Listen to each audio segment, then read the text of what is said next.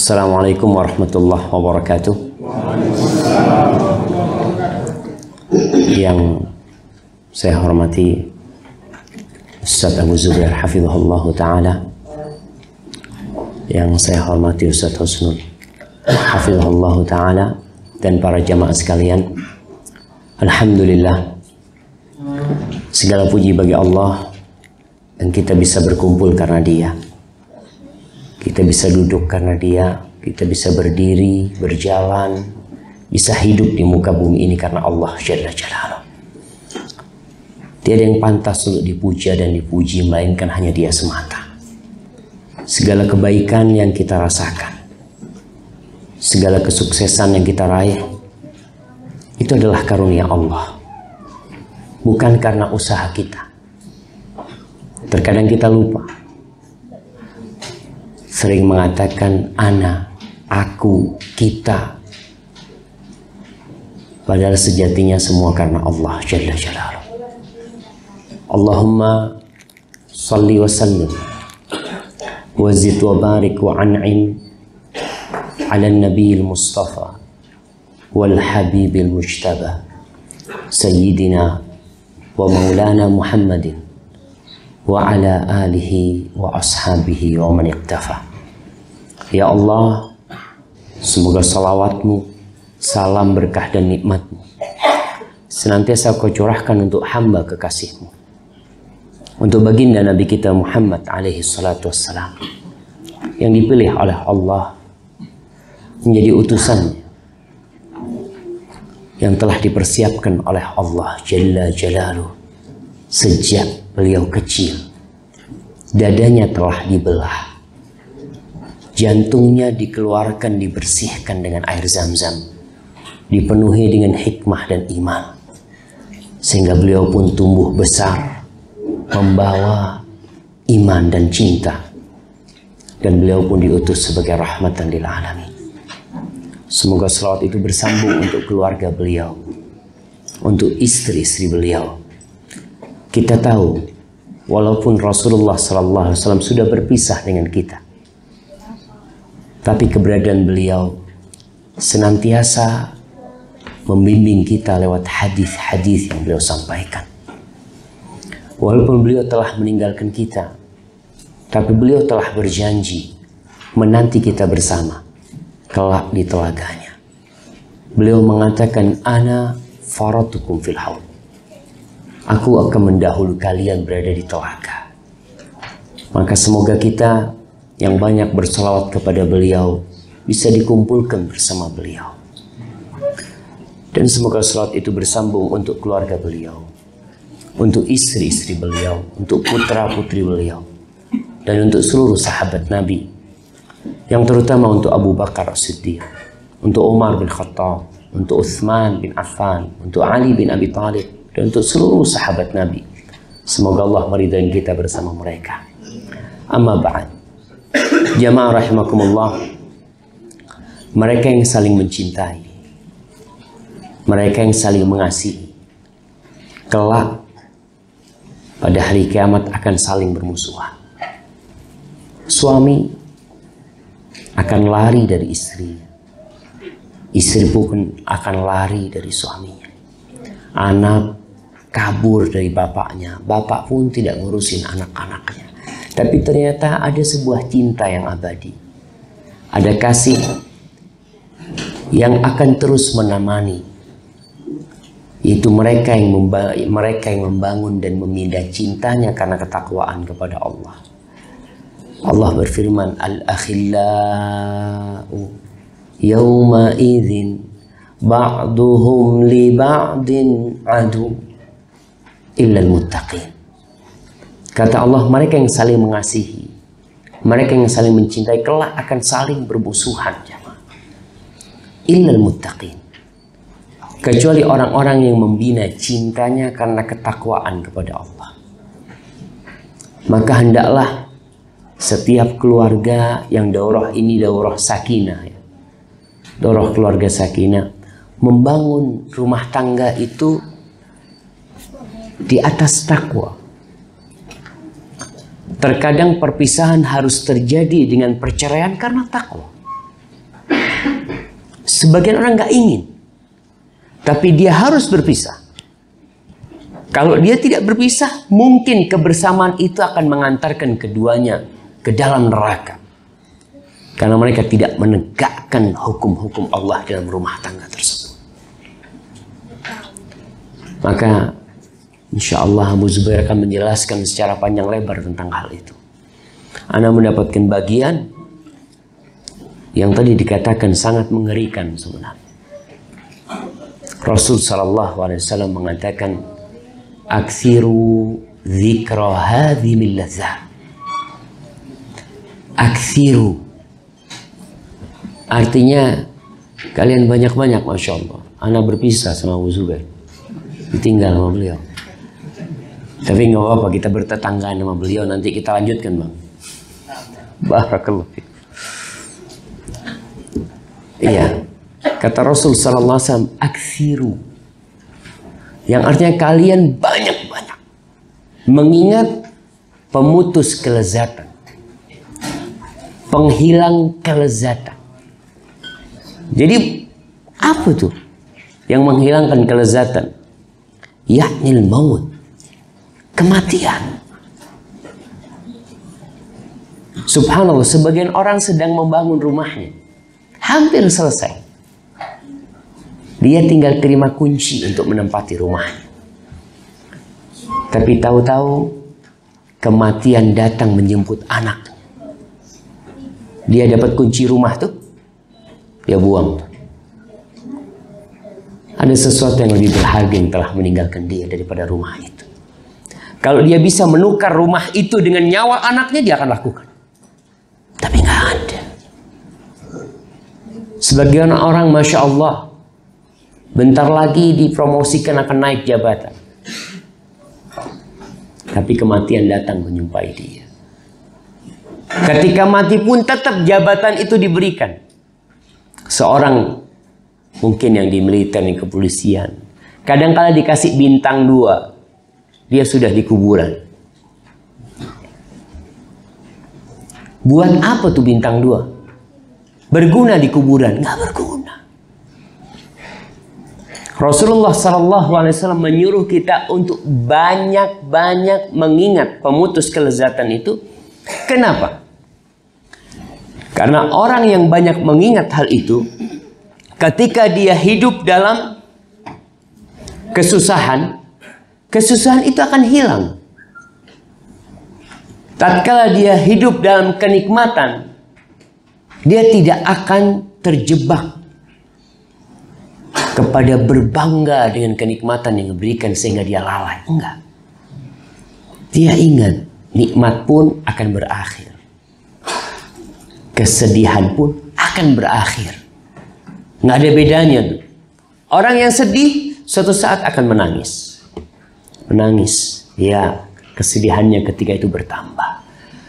Tapi tangisan air matanya akan berhenti dan dia akan tersenyum. Begitu pula dengan orang-orang yang gembira. Apakah kau selamanya bergembira? Enggak.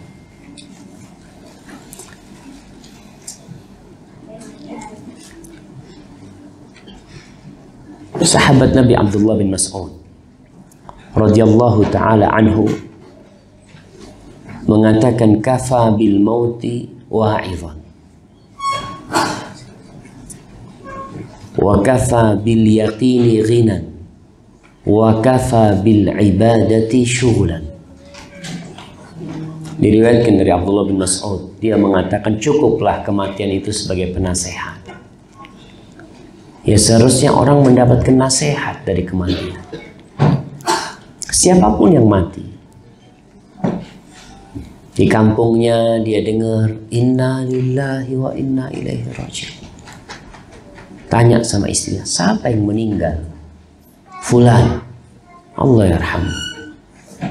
Sebagian orang tidak ambil pelajaran tuh dari pengumuman kematian. Kenapa tatkala dia mendengar berita kematian, tidak ditumbuhkan di hatinya suatu saat nanti namaku yang akan disebut di sana. Ngomong sama istrinya, nak, kau lihat nih, fulan meninggal. Nanti suatu saat, nak, kau akan dengar nama bapakmu yang disebutkan. ngomong sama istrinya. Sebagian istri lebih suka berpisah dengan kematian daripada perceraian. Dia ngomong, kalau Ustaz, ana berpisah karena kematian, ya ana berharap dikumpulkan kembali di surga. Tapi kalau berpisah karena perceraian, apakah mungkin bisa kembali di surga berkumpul bersama? Mereka akan masing-masing. Dan cukup keyakinan itu sebagai kekayaan. Tiap pagi kita mencari harta. Bapak-bapak keluar dari rumahnya, sarapan di rumah disiapkan sama bininya, naik motor, naik mobil. Cari apa? Cari kekayaan, cari fulus. Pulang sore, tapi sampai mati nggak kaya-kaya.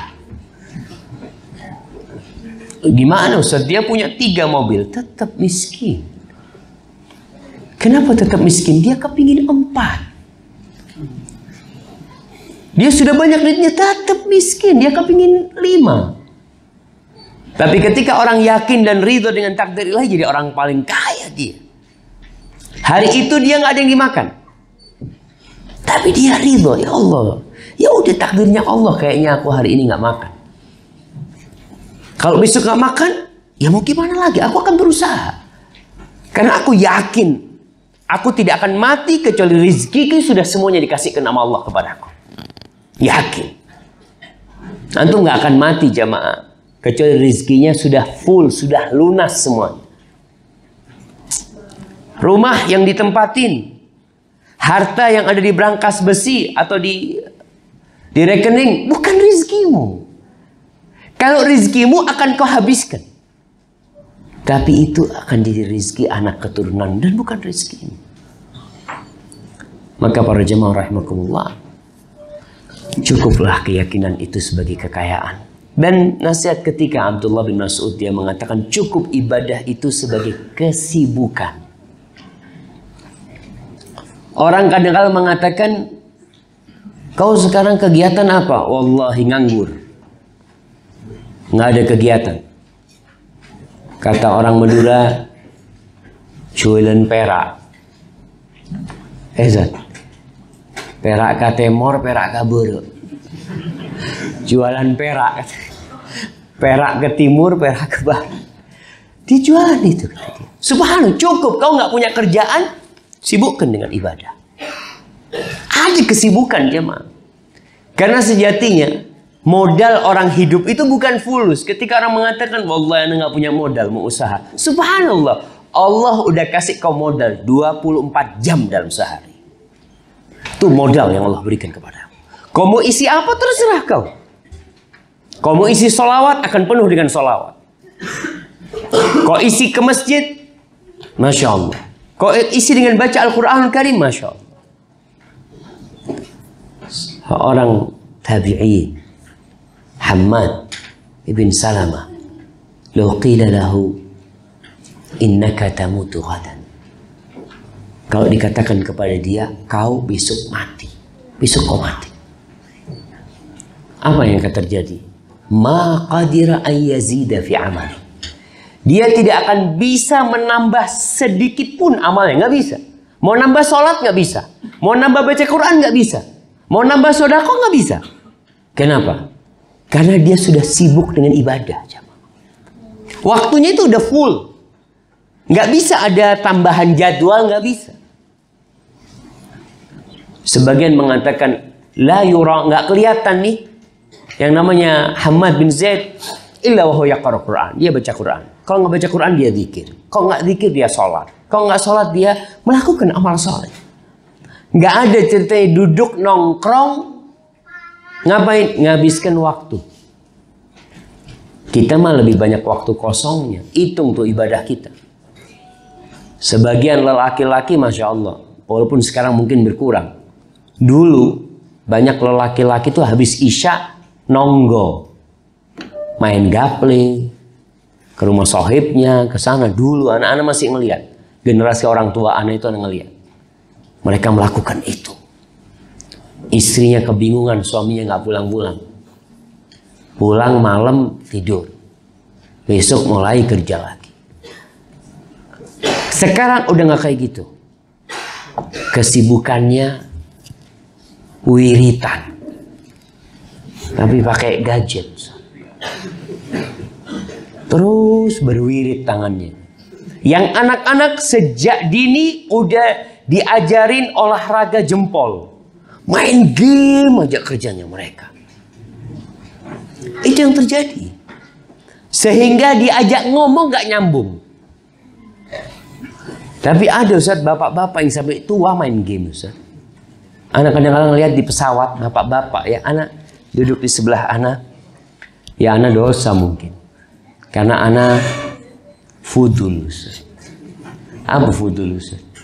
Kepengin tahu aja, anak lihat dia sibuk. Aji, main game.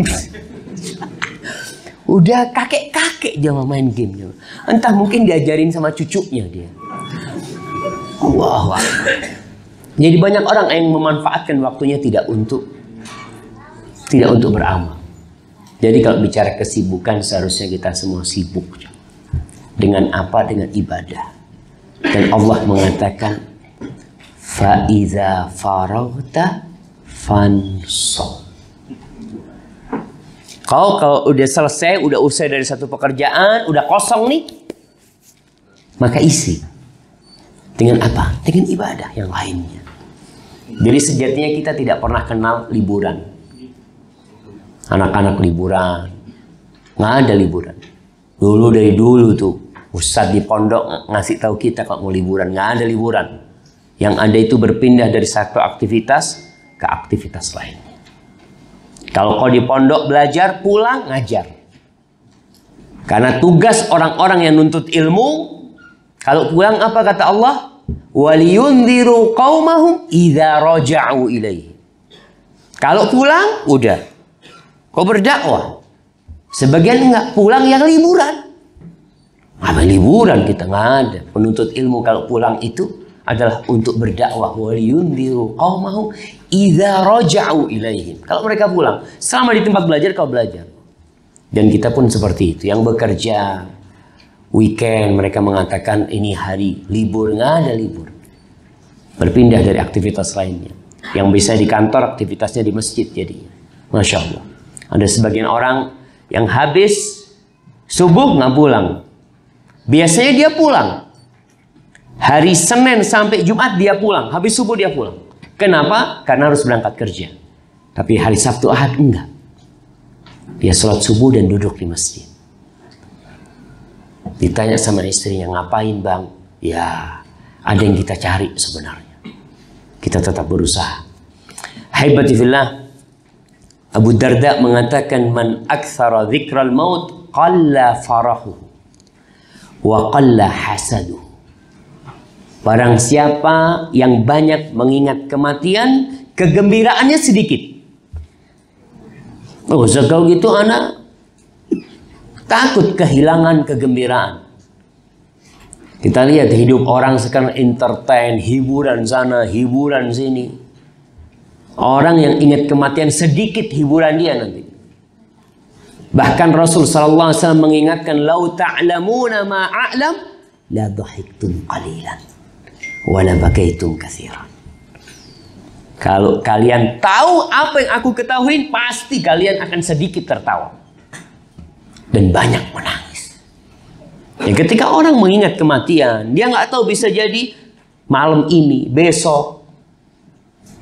Kegembiraan dia akan sedikit. Dia lihat anaknya ketika malam hari tidur, dia kecup anaknya, subhanallah nak, suatu saat bapak akan berpisah sama kau. Mungkin malam ini, mungkin esok. Itu kegembiraan dia akan berkurang. Dia tidak akan gembira kecuali ketika masuk surga. Dan orang yang sering mengingat kematian, qalla hasaduhu, sifat dengkinya, irinya itu jadi sedikit. Ada apa kok iri sama tetanggamu yang kaya raya? Dia bakal mati. Dia bakal ninggalkan semua hartanya. Ada apa kau iri sama tetanggamu yang istrinya cantik? Dia bakal mati berpisah sama istrinya. Dan kau pun akan seperti itu. Akan berpisah dengan keluarga. Maka jemaah, di antara cara mengingat kematian, ya kajian kita. Malam ini kita ingin mengingat kematian. Caranya juga datang ke kuburan. Kita kadangkala yang udah ngaji males ziarah kubur. Ziarah kubur bid'ah, ziarah kubur bid'ah. Sunnah ziarah kubur itu. Bahkan Rasul SAW yang nyuruh kita ziarah kubur. Tapi ikut tata cara yang syar'i ziarah kubur. Datang ke sana, ucapkan salam kepada mereka, kemudian doakan mereka, kemudian kau ingat kematian, kau lihat tuh kuburan dari ujung ke ujung. Subhanallah, mati semuanya orang-orang itu. Kau lihat, anak kepingin dikuburkan di sini. Kau yakin kalau kau juga akan mati. Rasulullah SAW, beliau kadangkala malam hari berangkat ke Baqi. Malam hari. Jadi mungkin suasana malam sama suasana siang ziarah kubur tuh beda. Ketika kau malam hari ke kuburan, tengah malam berangkat. Jam berapa Ustaz? Terserah. Jam berapa Ustaz? Kira-kira Ustaz? Lari duluan Ustaz. Jam 11, jam 12 berangkat. Berangkat ke kuburan. Kau datang tuh ketika semua rumah tertutup. Tidak ada yang berjalan di gang-gang di jalan yang kecuali kau sendirian. Kau jalan terus. Menuju kemana? Menuju akhir dari perjalanan hidupmu. Datang ke kuburan. Ingat Rasul SAW tengah malam datang ke Baqi. Sampai di akhir hayatnya beliau datang. Beliau datang ke syuhada Uhud. Karena kita perlu mengingat itu. Sehingga kita tidak tergiur dengan kenikmatan dunia yang hanya sementara. Sehingga mengalahkan kenikmatan yang abadi. Ahibati fillah, apabila ajal telah datang, ruh telah berpisah, dan jasad terbujur kaku. Kita tahu kalau orang beriman dicabut nyawanya, insya Allah mudah. Tapi kalau orang yang tidak beriman, itu ruh lari ke semua tubuhnya. Dipukul-pukul sama malaikat supaya keluar. Akhriju anfusakum. Keluarkan ruh itu dari diri kalian. Takut dia. Apa yang harus dilakukan kalau sudah kematian datang? Tugas kita yang hidup adalah mempersiapkan jenazah menuju ke alam barzah. Mensiapkan jasadnya. Ruhnya udah pergi. Udah pergi. Sebagian orang berpikir, Ustaz, ruhnya katanya gentayangan, Ustaz. Kalau dia itu mati dibunuh, maka ruhnya akan mengganggu yang membunuhnya. Ruh itu keluar dari jasad langsung ditangkap sama malaikat, dibungkus sama kafan. Nggak bisa jalan-jalan. Dia bisa menyaksikan jasadnya, sesuai dengan aturan. Dan alam barzakh ini kita wallahu a'lam, kita tidak tahu secara detail kecuali dijelaskan oleh Rasulullah SAW. Apa yang perlu dipersiapkan? Dalam hadis yang diriwayatkan Imam Muslim, Ummu Salamah radhiyallahu taala anha menceritakan, dakhala Rasulullah sallallahu alaihi wasallam ala Abi Salamah wa qad syaqqa basaruh. Nabi alaihissalatu wasallam mengunjungi Abu Salamah. Kalau kita bicara apa tema kita, Ustaz? Bila harus berpisah. Tuh Abu Salamah sudah pernah pisah sama suaminya di dunia. Sudah pernah pisah dengan putranya di dunia. Ketika tiga orang ini, Abu Salamah, Ummu Salamah, dan Salamah, berhijrah hendak meninggalkan Mekah, mau berpisah dengan negeri kekufuran, ternyata yang terjadi mereka saling dipisahkan satu sama lain. Abu Salamah bisa hijrah ke Madinah. Ummu Salamah ditahan di kampungnya dia. Nggak bisa hijrah. Salamah diambil sama keluarga Abu Salamah. Jadi 3 orang ini dipisahkan. Abu Salamah di Madinah, Ummu Salamah di kampungnya, Salamah di kampungnya Abu Salamah di Mekah. Tapi kemudian Allah kumpulkan kembali mereka di Madinah. Tapi perkumpulan itu tidak abadi. Mereka pun harus berpisah dengan kematian. Rasulullah SAW mengunjungi Abu Salamah. Sampai ke sana ternyata Abu Salamah sudah meninggal dunia. Matanya memandang terbuka. Fa'aghmadahu. Lalu Nabi memejamkan matanya Abu Salamah. Thumma qala. Kemudian beliau berkata, Innar ruha idza qubid tabi'ahul basar. Ruh ketika dicabut itu mata mengikuti. Karena dicabutnya itu dari kaki ke atas terus. Sehingga mata itu melihat ruh tersebut. Sehingga nggak usah bingung kalau melihat jenazah. Apa istilahnya? Mendeli, menzopo. Terbelalak. Nah, nggak usah. Ya memang seperti itu. Fadajja nasun min, akhirnya ramai keluarganya pada nangis ketika tahu Nabi menyebutkan berarti sudah meninggal dunia Abu Salamah. Faqala la tad'u ala anfusikum illa bi khair. Nih, sikap pertama keluarga yang ditinggal mati adalah hati-hati dengan lisan. Kadang kala ngomong, kayaknya anakmu mati juga sudah apa? Tenanglah. Memang susah kalau yang mati suami, istri susah. Kalau yang mati istri, suami, ya tergantung. Kalau istrinya soleha susah. Seperti Nabi SAW tinggal mati Khadijah, beliau susah. Susah beliau. Bahkan disebutkan tahun kematian Khadijah bersama pamannya itu disebut Amul Huzn. Tahun kesedihan. Tapi ada istri-istri yang nggak soleha. Jangan mati, masih hidup aja suaminya udah mikir yang lain. Apalagi mati, alhamdulillah ya Allah, ini penghalang kenikmatanku selama ini. Kubur kawin lagi. Jadilah engkau ketika mati istrimu sedih. Artinya sedih Allah. Ummu Salamah itu ditinggal mati Abu Salamah, sedih banget dia. Sedih banget dia. Dan para suami jadilah juga ketika meninggal dunia istrinya sedih atau sebaliknya suaminya bersedih ketika ditinggal mati oleh istrinya. Nabi mengatakan jangan kalian sallallahu alaihi wasallam la tad'u ala anfusikum illa bi khair. Jangan mendoakan atas diri kalian kecuali kebaikan. Fa innal malaika yu'minuna ala ma taqulun. Malaikat itu ngaminin tuh omongan kalian. Ngaminin. Ini pelajaran penting buat orang tua juga. Jangan suka doakan keburukan anaknya. Jatuh anaknya. Jatuh. Kadang-kadang orang tua ngomong anaknya naik tuh. Jatuh nanti kau. Jangan ngomong nanti jatuh.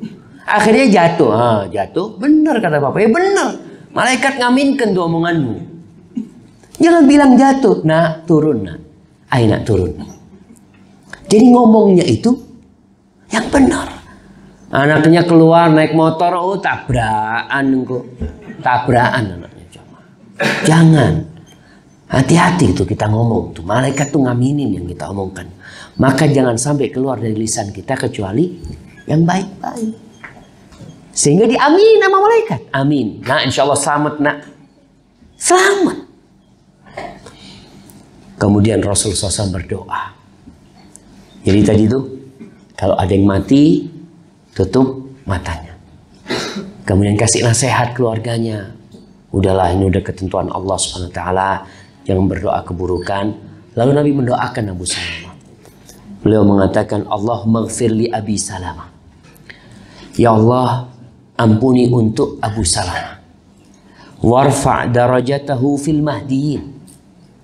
angkat derajatnya di kalangan orang-orang yang mendapatkan petunjuk. Jadi orang dapat petunjuk, Abu Salma minta diangkat derajatnya di atas mereka. Wakhlufhu fi aqibihi fil ghabirin. Kasih ganti buat keluarganya yang ditinggal. Suf jamaah. Kasih ganti.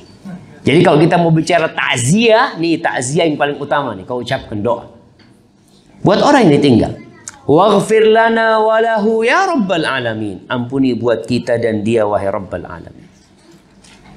Kemudian wafsah lahu fi qabrihi wa nawwir lahu fi. Luaskan kuburannya dan beri cahaya buat dia di sana.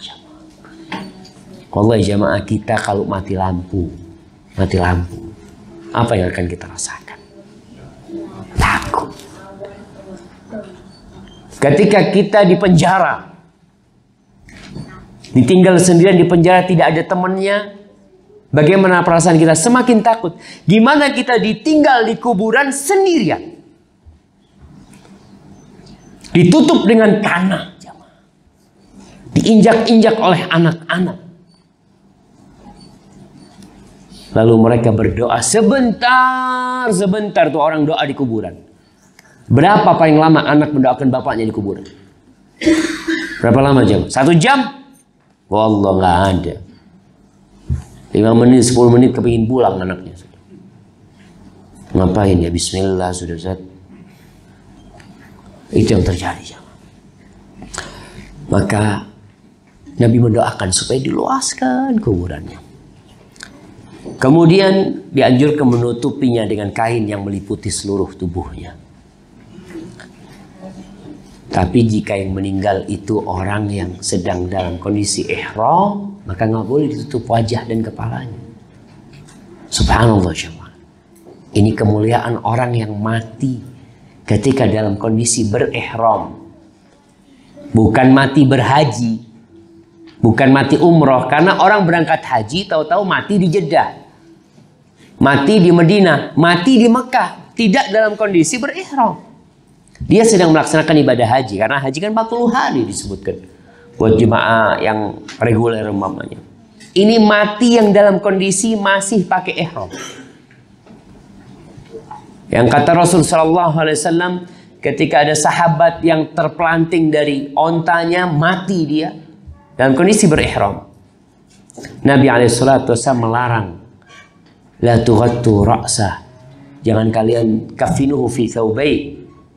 Kalian kafani dia di 2 pakaiannya. Wala tughattu ra'sah wala tuhannituh. Jangan tutup kepalanya dan jangan dikasih parfum. Orang mati biasanya dikasih minyak wangi. Ini orang yang mati ihram nggak dikasih minyak wangi. Kenapa? Fa innahu yub'atsu yaumal qiyamati mulabbiyan. Dia akan dibangkitkan dari kuburnya. Ketika semua manusia dibangkitkan dari kuburnya, orang yang mati dalam kondisi berihram keluar dari kuburnya, yang pertama dia lakukan adalah labbaik Allahumma labbaik, labbaik la syarika laka labbaik, innal hamda wan ni'mata laka wal mulk la syarika lak. Dia dibangkitkan dalam kondisi bertalbiyah jemaah. Ada orang yang dibangkitkan membawa harta yang pernah dia curi, yang pernah dia rampas. Ada yang dibangkitkan yub'ats yaumal qiyamah misal dzar, seperti semut-semut yang kecil karena kesombongan dia di dunia. Tapi ada orang yang dibangkitkan sesuai dengan kematian dia. Maka orang yang mati dalam kondisi berihram tidak ditutup kepalanya dan tidak boleh kena parfum atau minyak wangi. Setelah itu apa yang dilakukan? Ya sudah, memberikan hak-hak jenazah ini. Ada 4 hak jenazah. Yang pertama, memandikannya. Mandiin. Bagaimana memandikan? Ya bisa dibaca di buku-buku fikih, dijelaskan. Dan harapannya ini masyarakat Muslim belajar lagi cara memandikan yang benar. Karena terus terang Di beberapa daerah ana melihat dengan mata kepala ana sendiri. Di kampung ana, itu jenazah dimandikan di luar. Ditutup pakai sitar, pakai tirai yang segini aja. Semua warga nonton. Itu jenazah dimandikan, telanjang. Ana ngelihat pada waktu itu yang memandikan itu 2 putranya, 1 putrinya. Padahal kita tahu, yang pertama anak pun tidak boleh melihat aurat bapaknya. Ketika memandikan nggak boleh ditelanjangin bapaknya. Kalaupun semuanya dibuka, tapi kemaluannya tetap ditutup. Ini dibuka. Yang di tengah perempuan, anaknya yang perempuan. Duduk nih. Ana lihat waktu itu, ya Allah. Kita mau ngasih tahu, susah, mereka sudah seperti itu. Maka perlu memang ada pelatihan buat mereka. Yang boleh memandikan lawan jenis itu hanya suami istri. Sisanya nggak boleh. Ibu mandikan anaknya yang udah balik nggak boleh. Yang laki ya kita bicarakan nggak boleh. Begitulah anak perempuan. Kakak perempuan mandikan adik lakinya nggak boleh. Kecuali terpaksa. Nggak ada lagi manusia ketika itu kecuali dia. Wallahu a'lam di mana itu akan ada. Tapi yang jelas adab-adab memandikan ya, sunnah-sunnahnya. Jadi kalau kita bicara mandi itu ada yang sah. Mandi sah pokoknya semuanya basah. Gimana Ustaz? Kalau jenazah lemparin ke sungai diangkat Ustaz. Sah, sah, sah. Artinya mandi basah semua sah. Tapi masa kau tidak memberikan penghormatan yang terbaik kepada dia? Memandikan jenazah sesuai dengan sunnah. Maka yang perlu dipelajari itu bagaimana memandikan yang sesuai dengan sunnah. Kemudian mengkafani. Setelah dimandiin, selesai mandi, dibersihkan, diwuduin semua, kemudian dikafani. Belajar tuh kafannya bagaimana tuh yang sunnah. Memang sunnahnya pakai baju putih, tapi tidak harus kain putih. Antum mungkin nggak kebayang jemaah. Sekarang ini banyak kain. Di masa Rasul Sallallahu Alaihi Wasallam mereka yang ada. Walaupun sunnahnya pakai yang putih. Ingat Mus'ab bin Umair. Mus'ab bin Umair radhiyallahu taala anhu. Salah satu sahabat mantan anak orang kaya raya di Mekah. Ketika dia masuk Islam, diputus semua kenikmatan sama orang tuanya. Bahkan dia menjadi utusan pertama Nabi alaihissalatu wassalam yang berdakwah ke kota Madinah. Tahun ketiga Hijriah, ketika perang Uhud, dia tewas dalam peperangan tersebut, meninggal dunia. Apa yang terjadi? Kafannya nggak cukup, jemaah. Kafannya nggak cukup. Kafannya kain yang dimiliki oleh, kalau nggak salah kain itu dibawa oleh Sofia. Sofia tuh bawa 2 kain, satu buat Hamzah, satu buat Musa. Ketika kain itu ditarik ke kepalanya, kakinya kelihatan. Ditarik ke kakinya, kepalanya kelihatan. Mungkin sebagian mengatakan, kenapa Ustaz yang lainnya kok nggak ngasih bajunya atau apa? Semuanya sama, susah. Susah mereka. Dan antum lihat kejadian perang Khandaq tahun ke-5, ini tahun ke-3 Hijriah. Tahun ke-5 Hijriah, Rasul Shallallahu Alaihi Wasallam perutnya itu ketika perang Khandaq itu diikat dengan batu kerikil. Nggak ada makanan pada waktu itu. Diikat perutnya supaya nggak kena mah mereka, agar bisa menahan lapar pada waktu itu. Susah, bahkan mereka makan gandum. Jangan bicara pakaian. Ceritanya Jabir bin Abdullah, ceritanya Anas, kita makan gandum yang rasanya di leher nggak nyaman, baunya busuk, itu dimakan sama mereka. Maka sekarang dengan banyaknya kain, ya silahkan kau pilih kain yang putih. Nggak harus kain kafan itu jenisnya khusus, nggak ada. Oh harus jenis apa, polyester atau katun apa, nggak ada, apa aja. Dan nggak harus beli. Di rumah ada sarung, ya ini Ustaz yang dimiliki dia, udah sarungnya disobek, dibikin lembaran-lembaran, jadi. Nggak harus beli jemaah. Tapi kalau memang dia punya duit, dia mau beli, fadhol. Boleh nggak dikafani dengan kain ihramnya? Fadhol. Kau mau kafani dengan kain ihram, nggak apa-apa. Artinya kafan itu yang menutupi. Berapa lembar? Disunahkan 3 lembar untuk menutupinya. Dan itu dibahas panjang lebar, bisa dibaca di buku-buku fikih yang ana ringkaskan di sini. Jamaah, ana lihat sebagian sudah merem-merem jamaah. Itu nggak lihat, sebagian sudah sujud-sujud gitu kan, nggak enak kita. Iya memang anak-anak rasakan lah. Anak rasakan baru datang ya, belum istirahat sehingga kecapean. Insyaallah anak ringkas yang ketiga adalah mensolatinya. Urusan mensolati jenazah ini tolong diperhatikan. Banyak di kampung itu yang ikut ngantarkan jenazah tapi tidak ikut sholat. Masya Allah. Jadi kalau lagi ngantarkan jenazah banyak sekali. Gimana di luar masjid? Sambil ngobrol, sambil rokok-rokokan di sana. Nggak ikut sholat. Padahal tuh doa yang diharapkan oleh jenazah itu. Doanya apa? Doanya kita. Orang kalau sholat 40 orang yang mensolatin jenazah atau 3 shaf, dia akan bisa memberikan syafaat kepada yang meninggal dunia. Kalau urusan ngantar ke kuburan, 2 orang cukup ngantar ke kuburan. Kalau mau ngantar dan ngubur cuma. Tapi yang dibutuhkan jenazah ini bukan cuma kau ngantar, doamu yang lebih penting. Maka sholat tuh, agar kita termasuk yang berbuat baik sama tuh jenazah. Selain berbuat baik kepada jenazah, sejatinya kita in ahsantum ahsantum li anfusikum. Kalian berbuat baik kepada diri kalian sendiri. Bayangkan jemaah, orang yang sholat jenazah itu dapat pahala 1 qirat. Man shalla 'alal janazah falahu qirat. Wa man shalla 'alal janazah thumma tabi'aha hatta tuftan falahu qirat. Yang sholat jenazah dia dapat 1 qirat. Yang sholat jenazah plus ngantarkan ke kuburan dapat 2 qirat. Plus kemudian dia ngantarkan ke kuburan. Jadi kalau ngantarkan ke kuburan nggak sholat jenazah, wallahu a'lam. Karena tujuan yang diharapkan mayit itu adalah kau sholat kepada dia.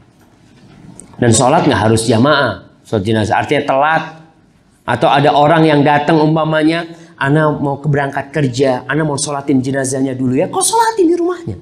Pokoknya udah dimandikan, kau sholatin. Untuk dapat pahala qirat. Perempuan-perempuan yang di rumah umpamanya, sebelum jenazah dibawa, sholat di rumah. Ini banyak dilupakan sama mereka. Itu yang dibutuhkan sama mayit itu.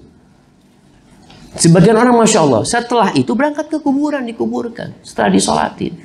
Dan sebagian orang jemaah Masya Allah, mereka berpikiran kalau jemaah di Jakarta nih, anak pernah dapat berita, kalau yang sholat itu penuh masjidnya, orang kampung bingung. Masya Allah, orang kaya dari mana nih? Karena ternyata ada amplopnya jemaah. Subhanallah. Dan pernah, ya ada teman yang diamplopin. Anak nggak tahu diamplopin. Ya Alhamdulillah rezeki lah. Kata dia, anak kan nggak niat, nggak niat cari amplop dia. Dia sholat jenazah dapat amplop dari orang-orang itu. Ingat pahalanya itu bukan duit. 1 qirat itu seperti Jabal Uhud. Kemudian ngantarkan ke kuburan. Ngantarkan ke kuburan. Itu bareng-bareng nganterin jamaah. Di beberapa tempat, kalau antum yang pegang, sampai kuburan antum nggak diganti. Kalau yang pegang keranda itu, Ustaz, Masya Allah. Kejadian di Jakarta itu juga jemaah. Ya ketika orang mungkin jauh dari ilmu ya. Kita ngangkat pulang dari kuburan itu langsung minta pijet gitu jemaah. Nggak ada yang gantiin. Padahal seharusnya kita wa ta'awanu 'alal birri wat taqwa, saling membantu. Semua akan mendapatkan pahala sesuai dengan kecapean dia. Yang cuma jalan doang nggak ngangkat ya kok dapat pahala sesuai dengan langkah.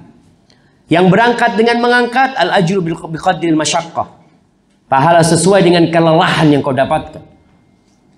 Maka perlu diperhatikan hal itu. Sampai kuburan dimakamkan.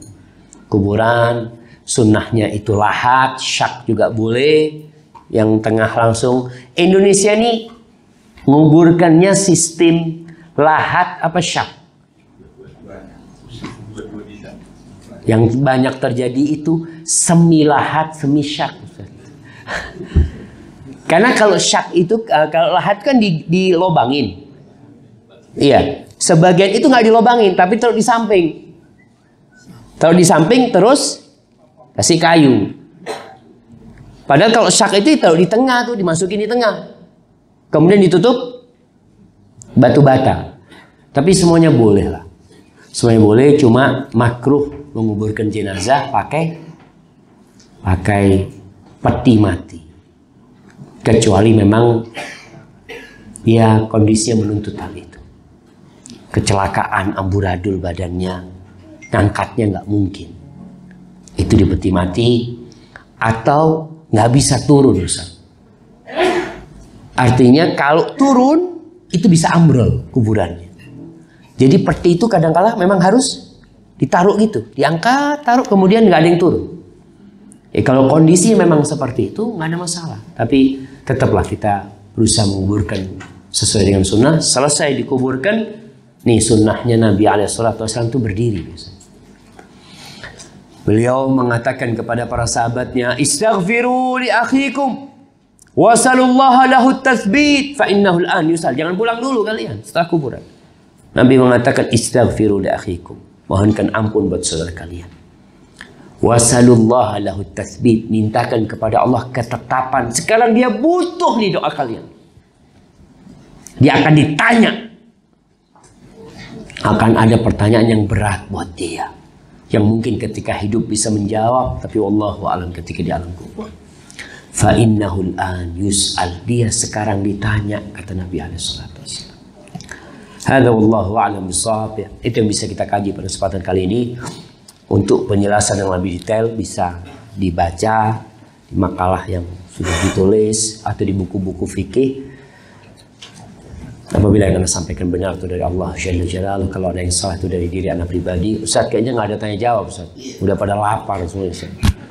Jazakallahu khair jamaah. Sallallahu ala nabiyina Muhammad wa ala alihi wasallam. Assalamualaikum warahmatullahi wabarakatuh.